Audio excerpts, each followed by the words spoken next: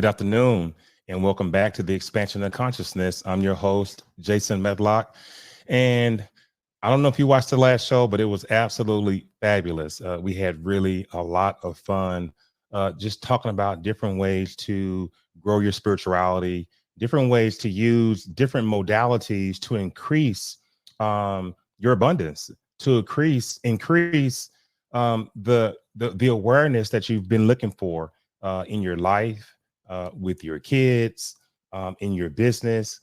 So we try to bring a variety of guests on the show who have worked in a number areas of spirituality, a number of different modalities, or who have just found something that has helped them move past pain, trauma, depression, and they share it with the audience. And typically, it is fantastic.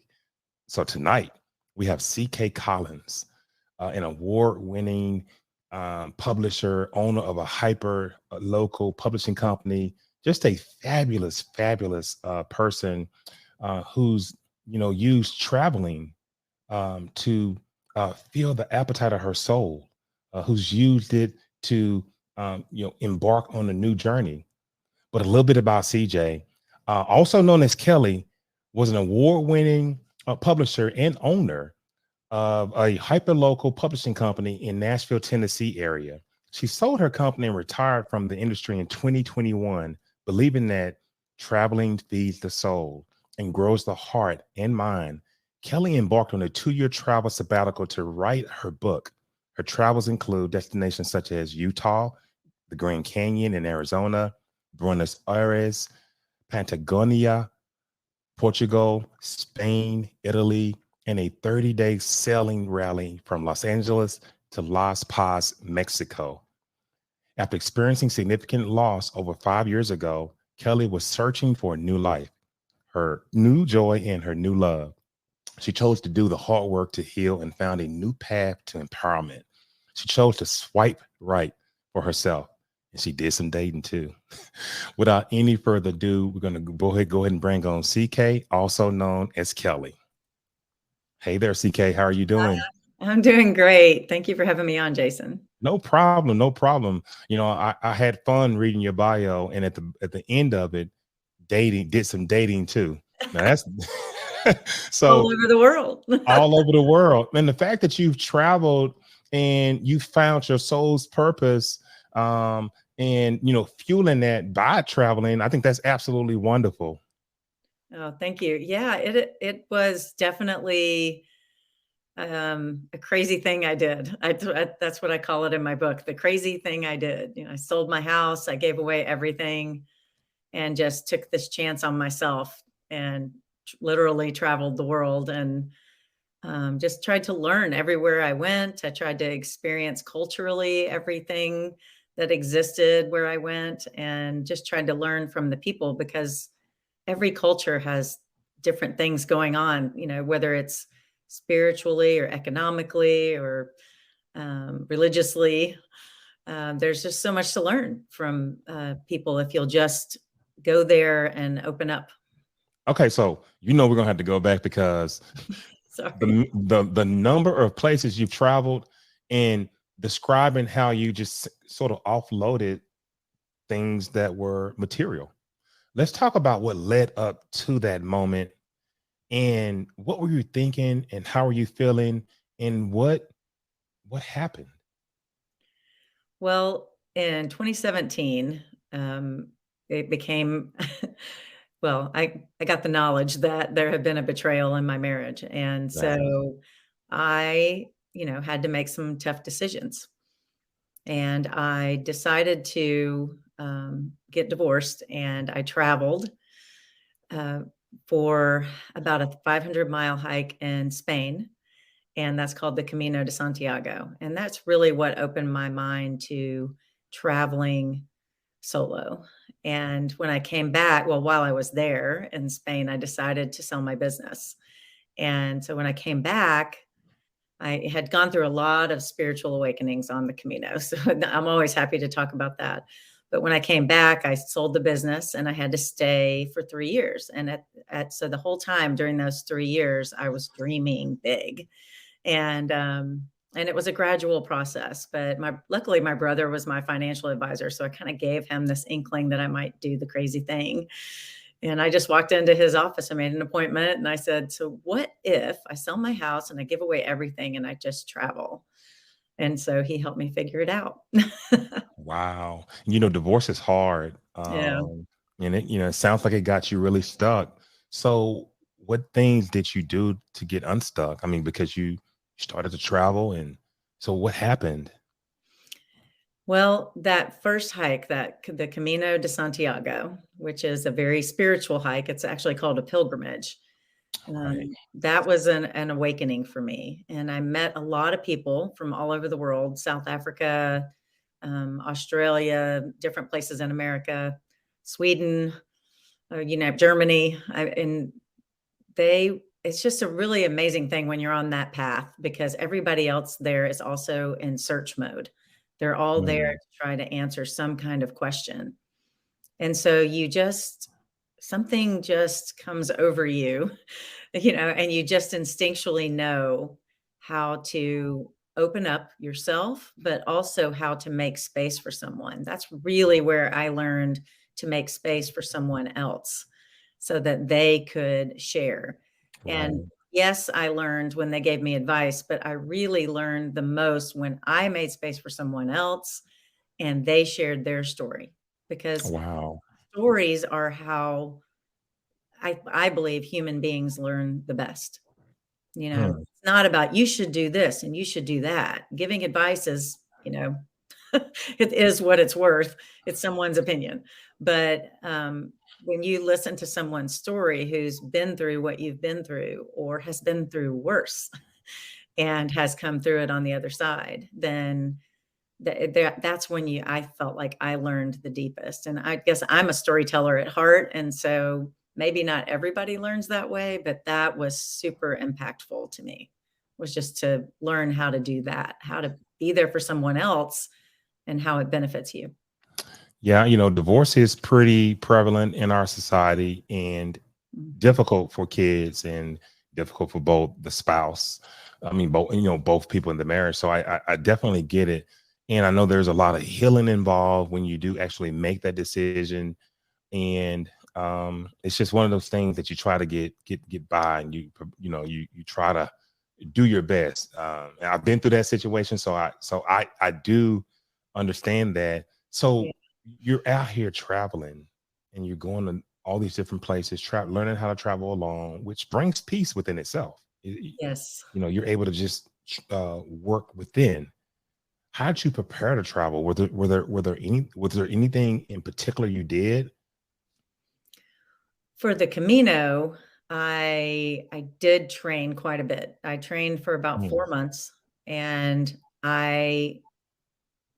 I'm really glad I did it this way. In hindsight, it's always great in hindsight, but I ended up just putting together a group of friends, and I would hike with different people on different days.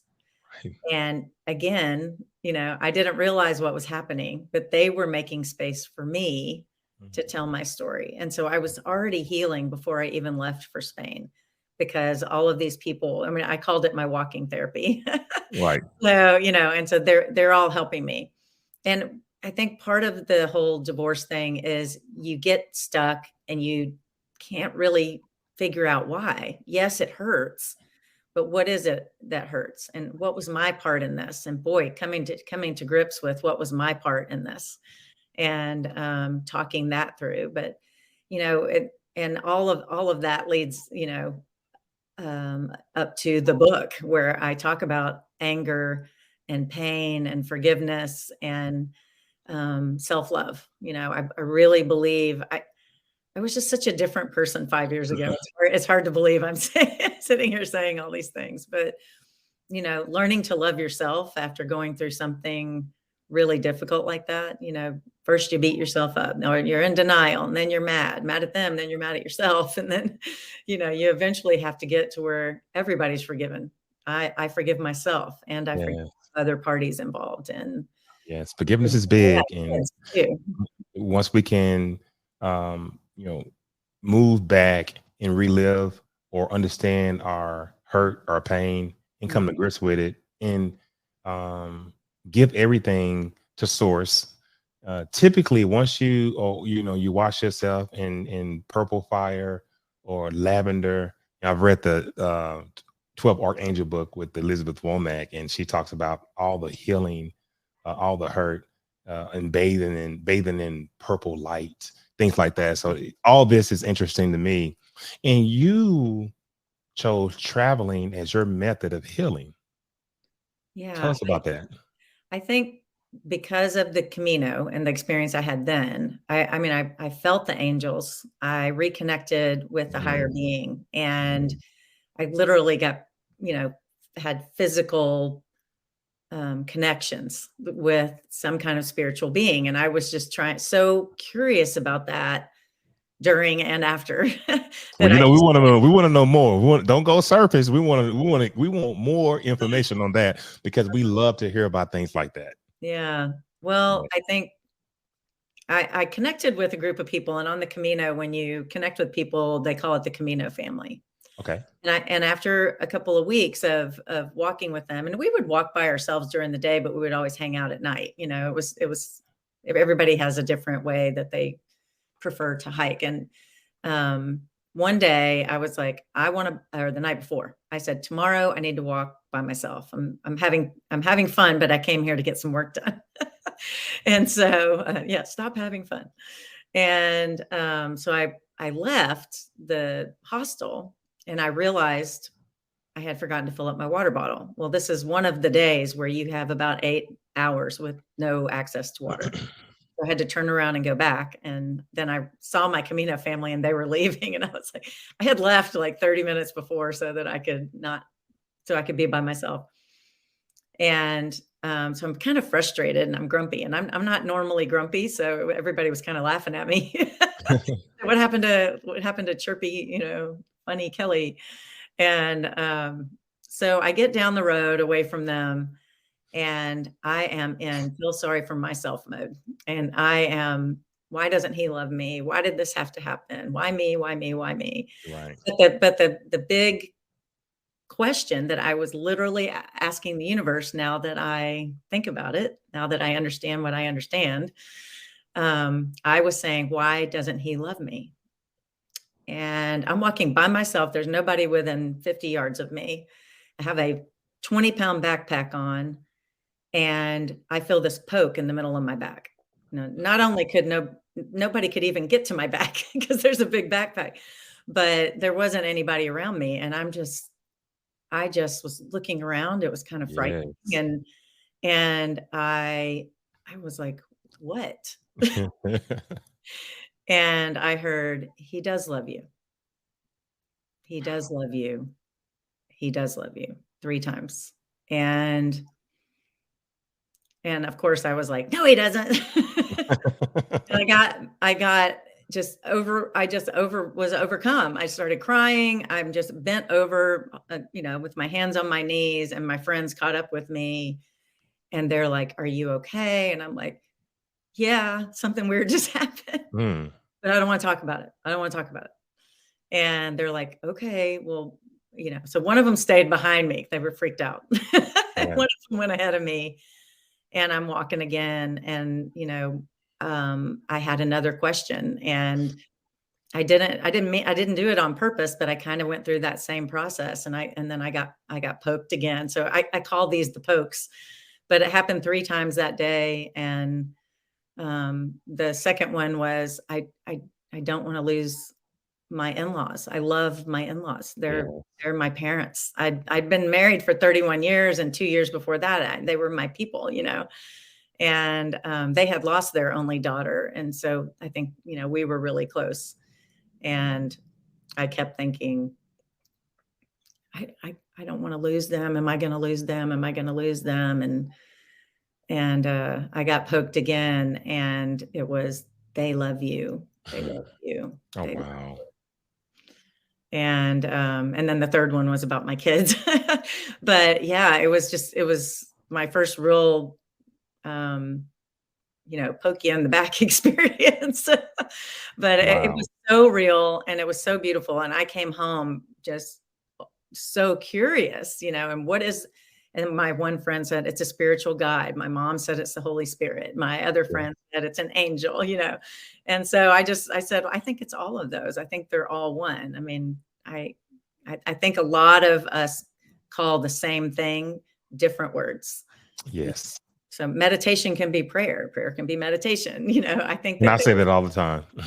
yeah, I mean, that's how it is for me. And, I think we just all use different words and different methodology. But to me, what prayer and meditation are connecting with my subconscious and connecting, which is how you connect to the universe. And I still am learning so much. I feel like every day, I used to hate self-help books, and now I just feel like I read them all day, every and, day. and you can't get enough of it, huh, Kelly? No, I swear.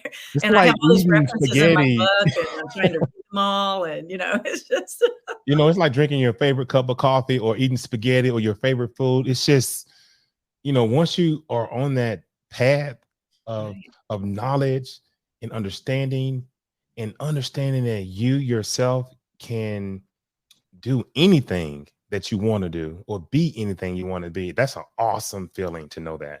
It's like water. It's like I need it like water. It is so essential to me now. And so, I learned that on the Camino. And so that spoke to everything I did going forward. And so when I decided to take the sabbatical, I'm seeking again.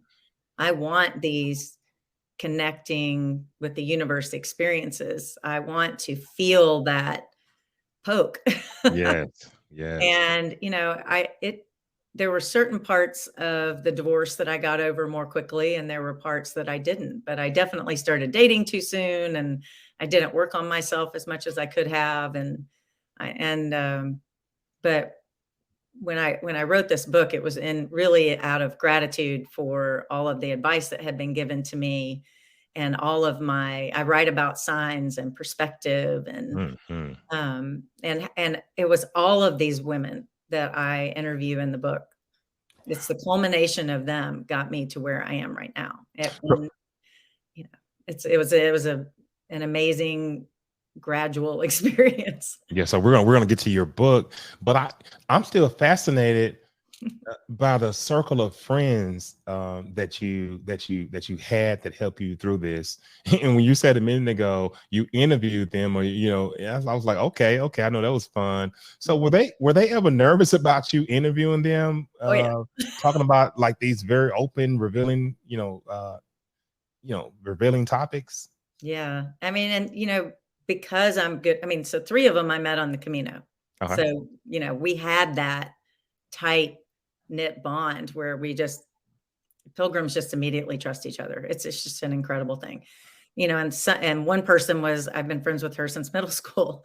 And some of them I was soccer moms with, and some of them were my neighbors. And these are all conversations we'd had before because they helped me. And so, every chapter is a piece of advice that they gave me, but for them to trust me enough, because what I did was ask them to tell their story, how they learned the piece of Mm. advice. And some of it is just so deeply personal. And I promised them anonymity, and they have it. But yeah, it was a complete honor.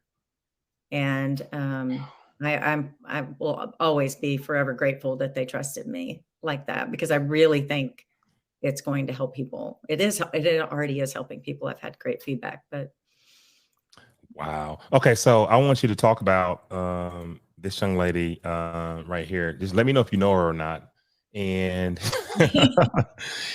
give us a good, thorough swipe of your website, where the best-selling book Swipe Right is. We're going to get into the book and we're going to talk about it, but talk to us about this book, and what should people who come to your website, what should they expect to see? the website is, I mean, there's my bio is there. It talks about, my publishing days, and that I have three daughters, and all that personal stuff. But there's also a whole page of references. So there's, I think, 15 different books that my friends reference in our interviews. And so I wanted to make sure that people knew what those were. And then there's also a few that I have done myself, different workshops about manifestation and calling in the one. And so there's all of these, some of them are really analytical and some of them are really woo woo, as I like to say. There's that. There's also under references, there's a drop down for a free tip sheet that I created called 10 Ways to Get Unstuck. And that's free for anybody. If they go to that page, they can download that. And it's really a lot of practical things in there, create a vision board, have a self-love mantra, meditate. It's practical things, but if you pull them all together and you pick 5, whatever you want to do, but if you start pulling all these things together, I believe you become very centered. And so that's why I did the 10 ways, because I think when you're stuck, it's hard to focus on yourself. It's hard to focus on the good stuff in life. And so that's why I did that. So you don't really have to buy my book. I mean, there's a lot more in the book, but I wanted to have a free resource for people who maybe wanted to do a little less reading or, can't afford a book, whatever. I just wanted to have that for people. So 1 second, we're going to do a quick reset. You're listening to the Expansion of Consciousness. I'm your host, Jason Medlock, and we have CK Collins here, also known as Kelly, and we're talking about swipe right. Go visit www.ckcollins.co, www.ckcollins.co, and look at some of the wonderful tools she's put together for people who are stuck, for people who've gone through things, in particular, divorce. And CK talks about her experiences. She interviews women that are dealing with maybe a number of things, and she's going to get into that a little bit. So I want to give that reset, CK. And now, 10 ways to get unstuck. I'm sure there are fabulous ways that you're explaining in the book, but swipe right. And that's what I've been, the name is awesome. Thank you. It really is. And it's very intriguing. You were a publisher before, so we know, how to name these books. So talk about swipe right. And where did you get the name from? How'd you come up with that one? Well, swiping right is a kind of a term that came from dating apps. So if you swipe right on someone's picture, you choose them. And so you swipe left, you don't choose them. And so the original name of the book was Swiping Right After 50. And I thought I was going to end up talking more about dating. But when I got into writing and telling what I thought was important, it really became about swiping right for yourself. If you choose yourself first and you do the work first and you swipe right for yourself, then you're going to be so much happier when you start dating. You're going to be so much more dateable. Someone is going, on dating, I'm still on dating apps and I see somebody like, I hope you've done your work. And I'm like, yeah, I can say I have now. But I didn't know. I jumped right into starting dating, and I'm just kind of, letting people know. I think it's better if you work on yourself. Yes. And so that's what the whole swipe right effect is. If you'll choose yourself, then the effect is going to be that you're unstuck and you're happy and you're centered and you're focused. And then you can really focus on your person when you find them. So what sets the swipe right effect apart from other modalities or training, or self-help books or anything like that? Well, I think none of us are, one of us is a master of divinity, but none of us are doctors. None of us are therapists. We're real people. And, the more and more I talk about the book, the more and more I realize this is really about friendship. And it's friends sitting down, having coffee, talking about real life. And we all wanted to share our stories so that if someone else is in any of these 10 or 11 situations, they can relate to it and they have some sort of advice or guidance Hmm. on where to go. A lot of people don't trust doctors, psychologists, psychiatrists, therapists, or they don't have the money to go. I've been in that situation before, and it's hard. You need help, but you don't know what to do. And Yes. I also know that all of, these are 10 women from all over the world, and they have different perspectives than we do. And I think that it's really interesting in that way also, because I think what makes it different is that I interview these people and that we're talking friend to friend. And I hope that people can relate to it and that they can find some sort of healing as they read it. So Kelly, what are your hopes for this book? And I have a book coming out as well. You do? It's written, and I'm just trying to figure out the next step. It should be the summer. It's Okay. been edited a few times. It's just ready to go. It's called The Expansion of Consciousness: The Infinite Abilities We Possess from Within. So I pretty much know why, and why I hope to write. I mean, my hopes for the book and why I wrote it. What are your hopes for this book? I have big hopes and dreams for this book. I Yes. think that so many people are stuck right now, and especially Mhm. after COVID. And COVID is one of the reasons I, you know, sold my house and gave away everything that I saw, life is short. And then I lost a friend at 60 years of age, Yeah, that's super sad. healthy. And you see life is short. And I want people to pick up this book, read it, and go forward. It's so sad when people stay stuck for 10 years. One of my friends, Tanya, in the book, was stuck for 10 years. None of Man. us want that for any of our friends. None of us want that for anybody we care about. I don't want it for anybody. And so if the book can help people just start to, I mean, the book builds. It's really pretty simple in the beginning. Create a vision statement for yourself, create a vision board. Some people scoff at that and think it's kind of woo woo or weird or whatever, No, but it's absolutely a great it is concept. yeah, My it's so sister important. does it every year. Every year she does it. She's been doing it for 7 years, and we love it. Every year around Christmas time, she does a vision board party. Yeah. Oh, that's awesome. Yeah. I started going to those too. And that, man, is that fun.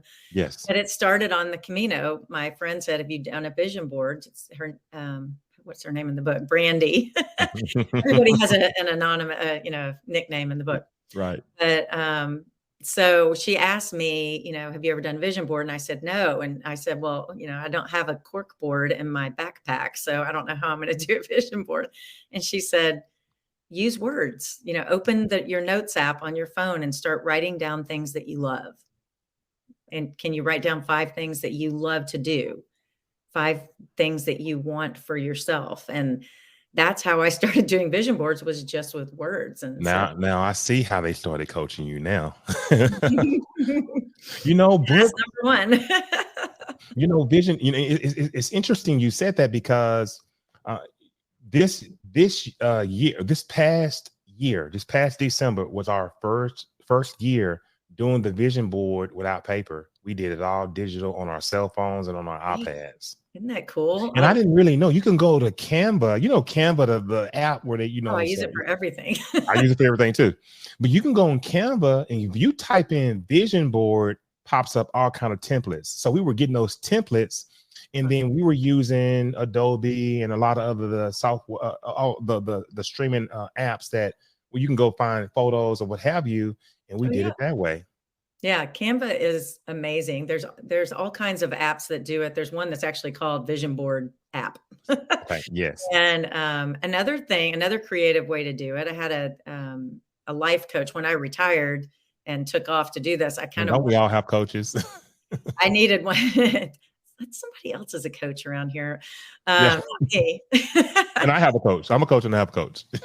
Yep. And so I hired her, and she said, "It's that time. It's time for you to do a vision board." And she said, "But now that, you're full-time writer instead of, hiring writers as a publisher," she said, "I want you to write your story. I want you to write your happiness story." you're falling in love or you're whatever you want to happen. And I dreaded it. I dreaded writing that thing because I was like, I don't know. It seems like kind of committal to me. I don't know. And I started writing, and I could have turned it into a romance novel because I was so in love in that story, and I can't wait to meet him. But it was just, it's just a different way to do it. There's so many different ways to do it. And it doesn't have to be a poster board or a cork board. I mean, I love that it's gone digital. But you know why I love that? Because I can take it with me everywhere. Yes. It's You know, always there. For in a moment sitting in line, waiting at the bank, a moment sitting in a park by yourself. You yeah, can add to it, you can take away. We always have our phones. beautiful, beautiful concept. And we're on the subject of books and vision boards. And Kelly, I love books. And I didn't like books as much in my middle years when I was hanging out, having Me fun, too. but then I started to just couldn't live without books, ebooks. I'm reading 3 books at one time. It's amazing. The as you start reading these books and just in numbers, in how your knowledge just opens up. And then my question to you is, I know you read a lot of books. What is your favorite book? Oh gosh. Well, I would say my favorite book of all time is Pride and Prejudice by Jane Austen. Okay. It's fiction, and I just love how she creates a scene. I can just visualize the room and the way the people are dressed, and I love how people talk to each other in that book. Mm. And it's back in the 1800s, and so it's very proper, but there's all this hidden meaning behind everything people say. So it's fascinating to me. Plus, I just love historic fiction. Not that that is, but and then I really love, as far as self-help goes, I do I love too. The Yeah. Secret. I found a lot of ways I connected with The Secret. I just finished The Magic, which is a sequel to that, which has a 28-day gratitude practice in it. And I'm reading Think and Grow Rich right now, and 4 other things. The Secret, no, Kelly, The Secret changed my life. Me And too. Save me. yeah, it changed my life. And my sister, I started watching The Secret maybe when I graduated college, Mm, or maybe in my middle 30s, I believe, yeah. maybe sooner than that. But I watched it, and I'm like, oh, okay. And I didn't watch it again for another 3 years. And I watched Mhm. it, and I finally got back into that whole, spirituality thing. And Yeah. I watched it again, and I said, oh wow. I started practicing the law of attraction, and Yeah. I could not believe it, Kelly. I could not believe that it works. Shocking. It's And shocking, but it's just so beautiful. Like, it's yes, shockingly beautiful, I guess is how I should say it. yes, and that's how I was About it first a lot in my exposed to the vision board there too. Yes, and I talk about it so much in my book because it's like manifestation, I talk about it, not necessarily the book, The Secret, but all the lessons I learned from it. And I would say the most important lesson I learned was, and I talk about, I'm trying to, I think it's the anger. I'm talking to my friend Loretta, and I'm staying with her. I'm visiting. I'm driving through. I'm on a long trip, and I stop and stay at her house. And she tells me she can see I'm still angry. And I said, I know I'm not. I'm not angry at all. I'm happy. I've been traveling for a year. I'm just like happy as a clam. And I said, now I feel pain when I think of certain things. And she said, well, all right, you call it pain. I'm going to call it anger. And I said, okay, fine. You call it anger. And we're walking, we had a long talk the night before, and we're walking the next morning. And she says, have you forgiven him? And I said, yes, I have. She says, can you say that you want them to be happy? And I said, no, I cannot. And we kept walking, and she said, you have to get to the point where you can say that you forgive them and you release them. And I was like, well, I have forgiven him. I guess I haven't forgiven her. And, we would just walked through this whole thing. And she said to me, Kelly, your anger and your pain are not hurting them. it's only hurting you. It's like a boomerang, and you're throwing it out there into the universe, and it's coming right back and hurting you. You're not hurting anybody else by hanging on to it. Right. And you have to let this bad energy out of your body so that that Kelly energy can come back in. You always had this amazing energy. You're always so positive, and that's being dampened by this pain that you're, unwittingly, unknowingly hanging on to. But she could see it, and I couldn't. Yes. And so she said, I will buy it. You have to drive from Maryland to Boston. I will pay for The Secret. I want you to listen to it. That should be enough time to listen to the whole book on audio in your car. And I said, I think I already have it on my phone. And she goes, will you listen to it? We promise me. And she said, like, she almost made me pinky swear. And I did. And it changed. That drive and that book and that woman changed my life, because I actually understood from it started with what she said, and I listened to the whole book. And I feel like I'm just now starting to understand the rest of the book. I got the forgiveness. I got the, how I need to do things in my life to attract the people in my life that I want. And I feel like I'm just now kind of getting to the financial part of it and trying to understand all that, which is why I'm reading Think and Grow Rich, because that was another thing Loretta told me to read. So, but yeah, I feel like that saved my life. Okay. So now it's my turn. Do it. Out of body experiences, Dr. Bob Monroe. I absolutely love The 12 Archangels by Elizabeth Womack. That is a wonderful, beautiful book that talks about how God created the stars and earth, the role of the archangels and the way they play the role of developing humanity. And I cannot forget Dolores Cannon, Convoluted Universe, Five Lives Remembered. I was so inspired by Dolores Cannon that I became a QHHT practitioner, quantum healing hypnosis. Some of the most fabulous writing and explanation of why we're here and what we're here for. It's just absolutely wonderful. But what I want to ask you is, okay, so you're a professional writer. This is what you do. What are your plans going forward for more books? Well, I want to create some more helpful products out of this. And there's empowerment practices, things like making a vision board and self-love mantra and things like that. They're in every chapter. I call them empowerment practices. So I want to turn that into something really practical, like a workbook that people can journal in. And so I'm working on that right now. And then I also want to develop basically a ready 24/7, whenever you need it, whenever you want it, kind of webinar series where somebody can, hear me talk about the interviews and the healing practices that everybody advised me on, and basically sharing the advice in a storytelling kind of manner, and backing it up with some facts like the law of physics for the law of attraction kind of thing. And then I have 4 more books that I want to write, and they all have the word effect in them, like the swipe right effect, and the next one is the traveling effect, and that's about solo travel and all of the healing that can come from taking that time by yourself and traveling to places where you're challenged in different ways than you would be in your everyday life. That is absolutely awesome. And I feel the same way you do. I'm not a full-time author, but I think that that's an excellent way to express yourself, to help others.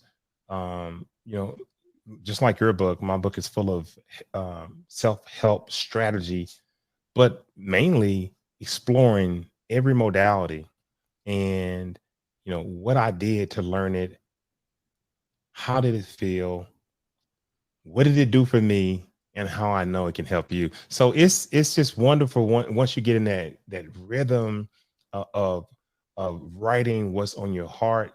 But then you have to ask yourself, and I know a lot of people don't do this, is it really me writing or is it being beamed in to my consciousness? Because we know our consciousness is beamed in. So is it me, the avatar, or is it me, the spirit and the divine pumping this data in me so that I can, put this information out for the world? And that's always interesting to have that kind of thought process and figure out Right. who's doing this. Yeah, I can't explain it. I know I've been working really hard to understand how my subconscious works, and Mm, I'm reading the other 3 books I'm reading are about that. And the subconscious mind. the subconscious mind, and I have described to many people, and I was just talking about this earlier today with 3 friends. I feel like this book came through me.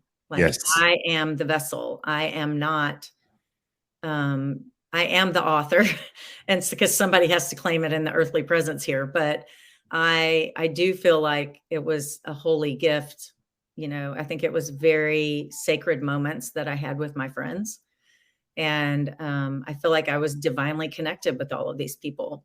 And did we all know that when we met, we would end up having this experience together? No, but I do believe that they're all special people, and whatever's going on in their subconscious is obviously connecting with mine. And we were able to pull this together. I have such high hopes and dreams for this book because I want people to heal. I don't want people sitting around stuck. And I think that's why it came through me, was because I was so stuck. I can speak to it. I can, yeah. Anyway, I really, Well, yeah. I love it. And I've done that. I love it. We're almost running out of time here, and because we can do another show about just the subconscious mind. Do it. Period. I've done a lot of research, a lot of studies, and what I do mainly with remote viewing, with using hypnotherapy, with using quantum healing hypnosis, is using pineal gland techniques, because I teach activating the pineal gland, centers around the subconscious mind. All of those techniques and how to access it and how to receive messages from the conscious mind or the subconscious mind, how to differentiate who's actually speaking to you. So we could go on and on about that. I know I can.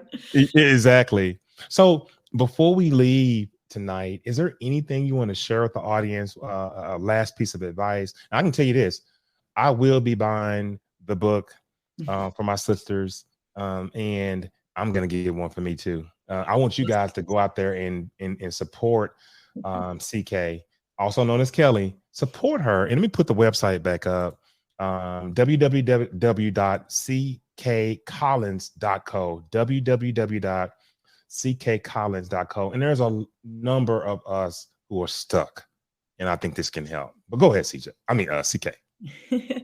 I think I say this as often as I can, and this is in the preface of the book. You out there, every one of you, have the power, Yes. and you need to take it back. If you're sitting there saying, I can't do this, I don't know what to do, I'm lost, I'm stuck, I'm this, I'm that, you have the power, and trust me on that. But the power is in your choice. It's not like you need some holy power or some psychological power. The power is in your choice. Once you choose to, and you decide that you want to feel better, and then you start pulling the better things to you, your heart can start healing. But as long to not make a decision to get better is a decision. And you have the power. We all have the power. It was given to us by the universe divinely. We were born with it, and we'll always have it until the moment that we die. We have power, and it's in the choice. It's in your belief in yourself. It's in all of these things. But that's why I ask in the preface, I want you to choose yourself. Swipe right for yourself. I love it. You can do this. I love it. Okay. All right. Okay. So we're going to move you to the back office, and I'll be back there in a second. I'm going to wrap it up, and you hang tight. We have the power, and we have to learn to utilize it. Our avatars may die, but our spirits live on. We are eternal. We have gifts that are right within you, right within you. And only thing it takes is quiet time, being quiet, being peaceful, being in meditation, knowing the difference between the conscious mind, which is probably me talking right now, and the subconscious mind.